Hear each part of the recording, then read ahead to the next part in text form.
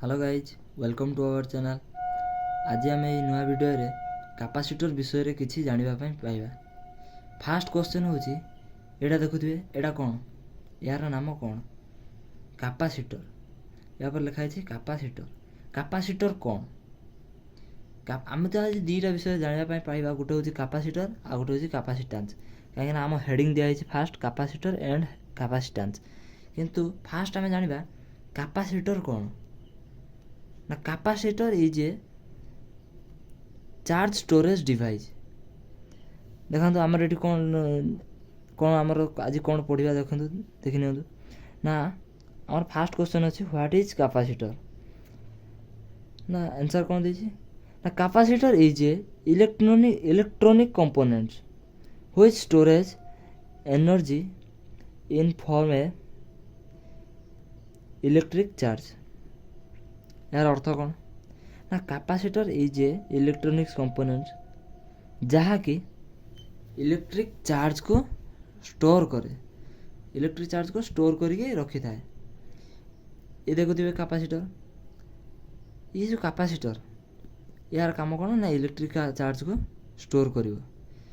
केते समय पर्यंत इलेक्ट्रिक चार्ज को स्टोर करी रखिवो ना जते समय जतिकी इलेक्ट्रिक चार्ज को सी संग्रह करथिवो सेतिकी समय पर्यंत ये इलेक्ट्रिक चार्ज को ये संग्रह करके रखि पारिबो। तापर नेक्स्ट क्वेश्चन हमर कोन आसे what is capacitance. What is capacitance answer कोन हो ना the charge storage ability of a capacitor is called when capacitance of a capacitor. यार अर्थ कोन यार अर्थ होउची कैपेसिटेंस होउची जो कैपेसिटर जो चार्जटा को स्टोर करुची यहाँ हूँ गोटे कैपेसिटर।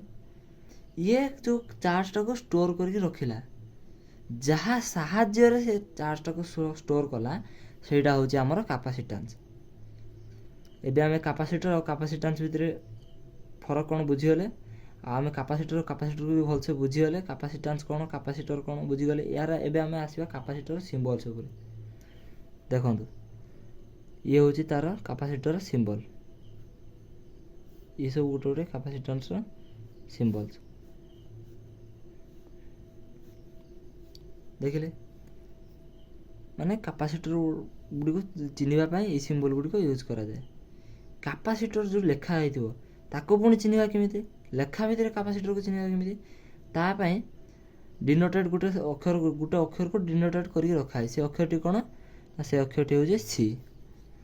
जोठारे सी लेखा जानवे सेटा हूँ कैपेसिटेंस बा कैपेसिटर। कैपेसिटर पुणी यूनिट कौन कैपेसिटर यूनिट हूँ फाराडे। फाराडे बोलिकी पुणी आम जाना केमिति ना फाराडे गोटे सिंबल अच्छे तार फाराडे सिंबल हूँ एफ। यह हूँ कैपेसिटर किछटा बेसिक। तापर आम जाना कौन कैपेसिटर कंस्ट्रक्शन कौन कैपेसिटर कौन कौन सब अच्छी।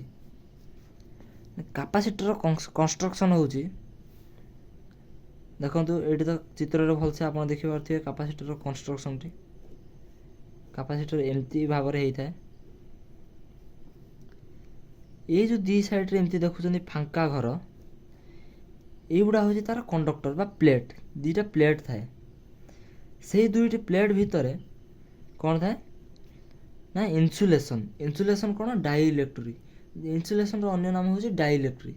पुणी डाइइलेक्ट्रिक पुणी कौन ना जहाँ साहाय्य इलेक्ट्री एते सहजरे पास करि पारे नाही। जहाँ साहाय्य इलेक्ट्री सब जाई भी पारे नाही ताको आम कौन कहते डाइइलेक्ट्रिक। माने दुईटी प्लेट मझिरे गोटे डाइइलेक्ट्रिक थिबो बा इन्सुलेशन किछि गोटे थिबो। से वुड हो पारे पेपर हो पारे। डाइइलेक्ट्रिक भितर आमर बहुत जिनस जाउछि वुड पेपर ग्लास से किछि भी हो पारे। तो आमर डाइइलेक्ट्रिक भितर ये कौन होता है पारे किछि भी होता पारे। कोडी पेपर थाई पारे कोडी वुड थाई पारे। ये गला तार हूँ इन्सुलेशन। तापर ये दीटा जो बाहर थाए जोटा कि हूँ एटा ये दीटा हूँ तार कौन लीड्स। ये दीटा तार हूँ लीड्स। ताहले आमे कैपेसिटर विषय आज कौन जाना पाइले The capacitor is a charge storage device. First আমি জানলে যে capacitor is a electronics components. এই কম্পোনেন্টসটি କ'ଣ କରେ ନା ଇଲେକ୍ଟ୍ରିକ୍ ଚାର୍ଜକୁ ଷ୍ଟୋର୍ କରିକି ରଖିଥାଏ।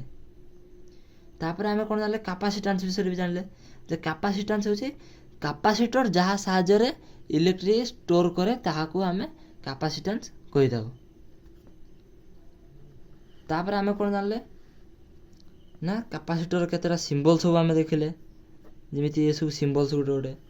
ତାପରେ କାପାସିଟର ଲେଖା ହେଇଛି ବୋଲିକି ବି କେମିତି ଜାଣିବା, ସିଏ ବି ତାର ବି ଗୋଟେ ସିମ୍ବଲ ଜାଣିଲେ ଯେମିତି ସି। ତାର କାପାସିଟର ୟୁନିଟ୍ କ'ଣ ଜାଣିଲେ, ଯେମିତିକି ଫାରାଡେର ସିମ୍ବଲ ଜାଣିଲେ ଏଫ୍। ପୁଣି କାପାସିଟର କନଷ୍ଟ୍ରକ୍ସନ୍ ବିଷୟରେ ଜାଣିଲେ। କିନ୍ତୁ କାପାସିଟର ତ ଏତିକିରେ ସରିଯାଏ ନାହିଁ, କାପାସିଟରରେ ଫଙ୍କସନ୍ ଅଛି, କେତେ ପ୍ରକାରର କାପାସିଟର ଅଛି କ'ଣ, ଆଉ ଥରେ ଡିସ୍କସନ୍ କରିଦେବା କାପାସିଟର କନଷ୍ଟ୍ରକ୍ସନ୍ ଉପରେ। କାପାସିଟର କନଷ୍ଟ୍ରକ୍ସନ୍ରେ ଦେଖିଲେ ଦୁଇଟି ତା'ର ଲିଡ୍ସ ଅଛି, ଦୁଇଟି କଣ୍ଡକ୍ଟର ବା ପ୍ଲେଟ୍ ଅଛି, ଆଉ ଗୋଟିଏ କ'ଣ ଅଛି ମଝି ଭାଗରେ କ'ଣ ଅଛି, ଦୁଇ ସାଇଡ଼୍ରେ ଦୁଇଟି ପ୍ଲେଟ୍ ଆଉ ଦୁଇଟି ଲିଡ୍ସ, ମଝିରେ ଅଛି ଇନ୍ସୁଲେସନ୍ ବା ଡାଇଇଲେକ୍ଟ୍ରିକ୍ କମ୍ପୋନେଣ୍ଟସ୍ ଯେଉଁଗୁଡ଼ାକ। ଆଉ କିନ୍ତୁ ଯେମିତିକି ମୁଁ ଆଗରୁ କହିଲି ଏତିକିରେ କାପାସିଟର ସରିଲା ନାହିଁ, କାପାସିଟର ଆହୁରି ବହୁତ କିଛି ଅଛି ଯାହାକି ଆମେ ନେକ୍ସଟ ଭିଡ଼ିଓରେ ଜାଣିବା ପାଇଁ ଚାହୁଁଛନ୍ତି କାପାସିଟରର ଫଙ୍କସନ୍ କ'ଣ। ଓକେ ଗାଇଜ୍, ଯଦି ଆଜିର ଆମର ଏହି ଭିଡ଼ିଓଟି ଆପଣଙ୍କୁ ଭଲ ଲାଗିଥିବ ତାହେଲେ ଆପଣ ନିଶ୍ଚୟ ଭିଡ଼ିଓଟିକୁ ଲାଇକ୍ କରିବେ, ସେୟାର କରିବେ, କମେଣ୍ଟ କରିବେ।